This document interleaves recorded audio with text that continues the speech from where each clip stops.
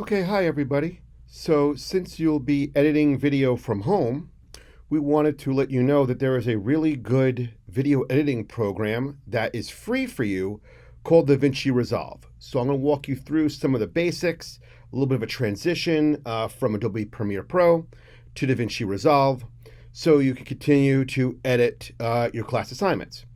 So there'll be a link to this site for DaVinci Resolve. You can see us right here. There's a download button to download the program. And what you're going to pick is DaVinci Resolve 16, which is free. The one on the right, Studio 16, costs about $299, has a bit more features, but the free version is plenty for what you're going to need to do for class assignments. So you can either pick Mac OS, Windows, or Linux as your operating system to make this work. So I'm going to go ahead and launch DaVinci Resolve so you can see what we're talking about here. Okay, so when you first open up DaVinci Resolve, there'll be a chance to start a new project, which is down here on the bottom. If you had projects already you've been working on, they would appear here. So we'll go ahead and select New Project. Create a new project, so we're going to call this Transition from Premiere. And click Create. Now you're going to see it looks a bit similar to what you've worked on, a little bit different. So we're going to go through some of the differences right now. So if you look here at the bottom, there's different layouts or workspaces that you work with in DaVinci Resolve. So at the bottom, there's a kind of a media storage, media way of looking at things, what you call a fast edit. And then over here is the more traditional editing method that you're accustomed to using. So we're going to stick with this one right here, the one in the middle. Or if you're not sure of it, you go to Workspace, switch to Page, Edit. And that will bring you to this as well for the workspace we're talking about. But also at the bottom here, it's pretty handy with all the different workspaces you can just by clicking on one of the icons. So what we're going to do first is import our footage. Now there's many ways you can get the footage off of your camera. So like for instance with an iPhone, you could shoot your video and then your photos, go ahead and upload it to Google Drive. Same thing you could do with a Samsung phone using their operating system. Go ahead, upload it to Google Drive, and then download it onto your computer. It's the best way. You can also, of course, connect your phone to the computer and get your footage that way.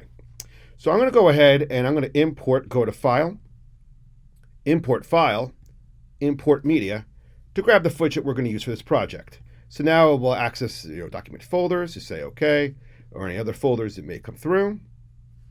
And we're going to go ahead and look for where I put my footage right here on the desktop. And we're going to use that footage from the Oyster Festival that we've been using for our lessons in Premiere Pro. Select the first one, shift-click the last one, and then click Open. Now you might get a warning that different clips may have a different frame rate, current project settings. You can go ahead and change it to what you've got used as your default. Okay, now that you've imported all of your footage, you'll see it's appear here on the left side. I have a lot of B-roll and even some interview footage down here, so I'm ready to go to start my project. There's a couple of quick things to look around to see where the lay of the land a little bit. For starters, you'll see up here are windows that you should probably open up. The mixer, you should click on to activate. That is an audio mixer to see your audio levels. And the inspector, which when you click on an object in your timeline or graphics later on, when we go into that, your information will appear here. So it's always good to kind of keep that open. Now, when you go to Start, you want to create a timeline down here, which is where you're going to create your edited project. So you do File, New Timeline, and then you could set what the name of your timeline is going to be. You could set any kind of number of video or audio tracks you're going to have in your piece. You may want to start with 2 audio tracks in there by simply tapping on it. Audio track type. You keep it stereo or mono. That's your call. I'll keep mine in mono just to make it a little bit easier. Then if I need to do any kind of custom settings, I could do that. But for the most part, the default's pretty good. And I would name my timeline. This would be the transition to Premiere.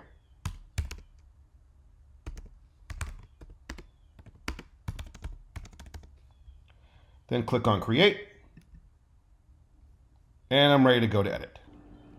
Now, when you play a B-roll clip or footage or what have you, and it looks, has a lot of fast-moving motion to it, you might notice some artifacts or some distortion a little bit on your playback for things that have a lot of motion to it.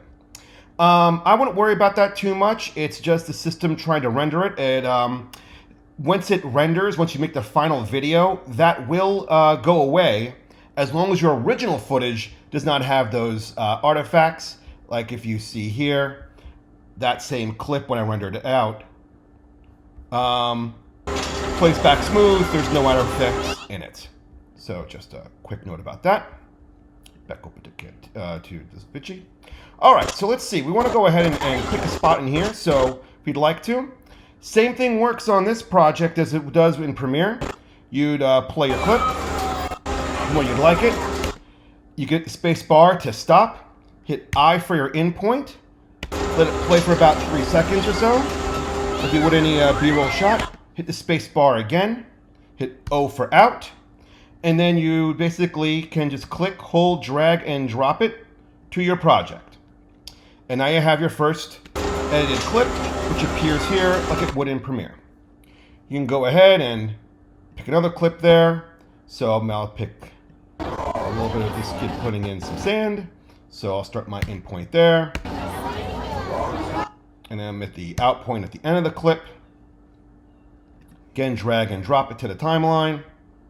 And there it is. So now I've got there, as well as this edited piece in there too. So you see it works pretty similar to Premiere in that regard. If you want to edit some B-roll, some interview, I apologize. What's your favorite thing about the festival? So I'll pick a spot where the soundbite will start. Again, I hit I. It's family oriented. Look around. Everybody's happy. All the kids are smiling. It's located on our harbor. You couldn't ask for a better place to come and spend your Saturday and Sunday. Hit spacebar at the end of it. Hit O for out. Drag and drop it to your timeline. Then you could take these B-roll clips if you'd like. Move them to where you'd like. And you could kind of click and drag all of it to the beginning. Bring that in there too. And you can see. And to look around. Everybody's happy. All the kids are so smiling. It works the same way as Premiere Pro would. You couldn't ask for a better place to come and spend your Saturday. And that works pretty much the same way. Now, if you want to add a B-roll clip on top, again, like you could have the part about the sandy beach that she talks about before. So find a nice little spot there. Here it is. So again, we'll hit I for in. Let it play for a couple of seconds there. Oh, really? Hit spacebar again, hit O to stop. Then click, hold, and drag that little part right to the bottom. It's located on our harbor.